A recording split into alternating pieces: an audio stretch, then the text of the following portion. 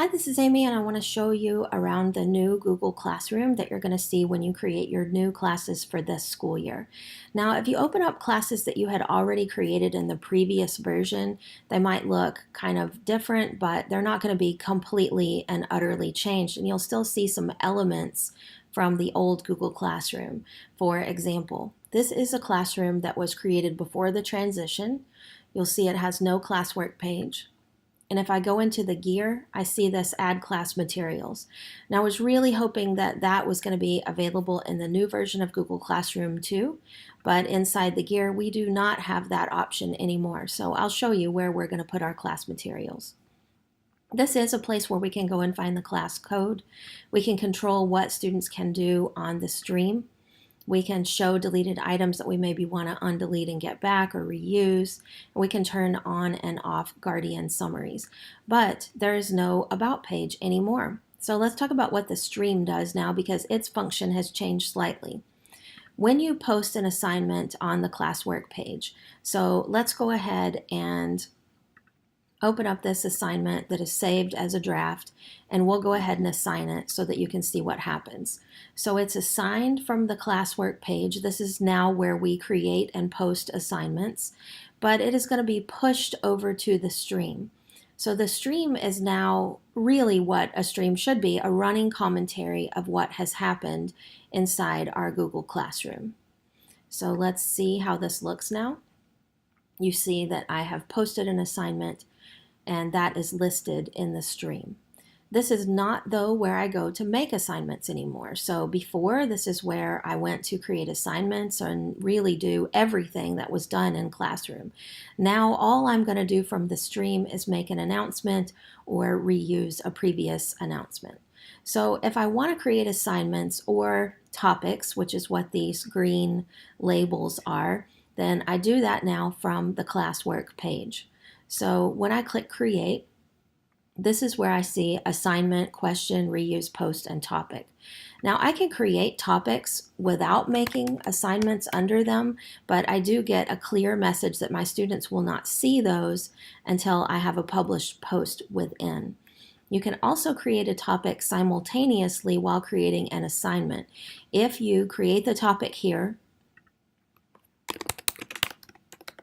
and then make the assignment, that topic will automatically create in your classroom.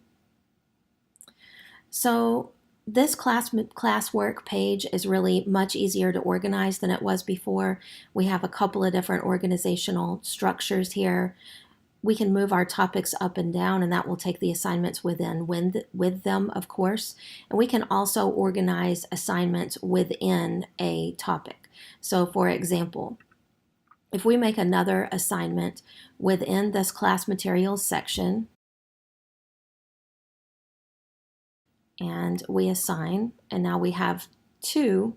Oops, I forgot to add the topic to it, but this is a good example of what to do if you forget to add the topic. You can go back with the hot dogs and edit the assignment and add the topic back and save it, and then it will go underneath the topic.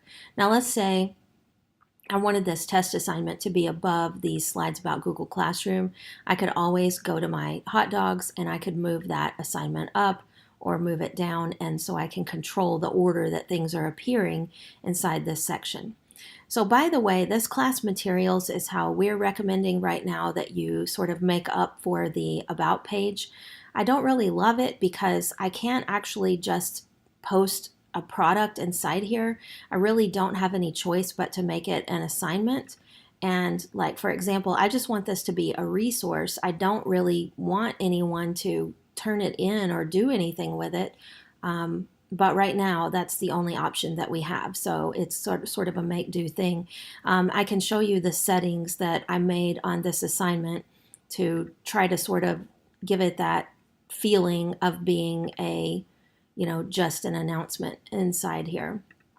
So let me go back and edit that so you can see. I just set it to ungraded, no due date, put it in the class materials topic, and then just selected my resource and set it to students can view file. Now they're still going to be able to go in here and click turn in, but I'm just going to kind of ignore it. Another option is I could create an announcement in the stream, and I could put the class material here, but the inherent problem with that is that as we make more posts, they're going to be pushed down in the stream, and I don't have a lot of control over that. So that's maybe not ideal either. All right, well, the classwork page, it's new, and that's how it works. I think that you're going to like the organization of it. This is also where you can go to see your class drive folder. Recently, I was working with some teachers, and I found out that about 1 out of every 20 people had actually moved or changed this folder. And so I want to remind you, do not move or change this folder, and definitely do not delete it. If you go into My Drive and you click the little arrow to the left there, you should find the default folder called Classroom. If you don't find that, search your Google Drive for it and move it back into that location. If you can't find it, go and look in the trash for it. You'll have to right-click on it to restore it. If you still cannot find that classroom folder, your classroom materials will not automatically organize anymore. You'll need to put in a ticket with your school district to get that classroom folder restored. And your system administrator will probably know how to call Google and get that done. So do not delete that. It really causes a lot of problems. All right. On the people page, this is kind of a new thing, not how the old classroom looked at all, but this is where you're going to add those co-teachers right here. And if you want to add your students, you can do that right here. Still, the easiest way to get students into Classroom is to go to About, display this code on the screen, and get your students to use it to join at classroom.google.com. Now, if you want to reset the code and all that kind of stuff, you can go into the gear, and here, this is where you reset it, disable it, and you can also, if you want to, display it from the gear. So I think that those are probably all of the initial things that you're going to care about Google Classroom. There are some enhancements to grading and returning assignments also. But right now, we're just trying to get ready for school, and that's not even an issue yet. So hopefully I gave you enough information to get started using the new Google Classroom. Thanks for listening and have a great day. Bye-bye.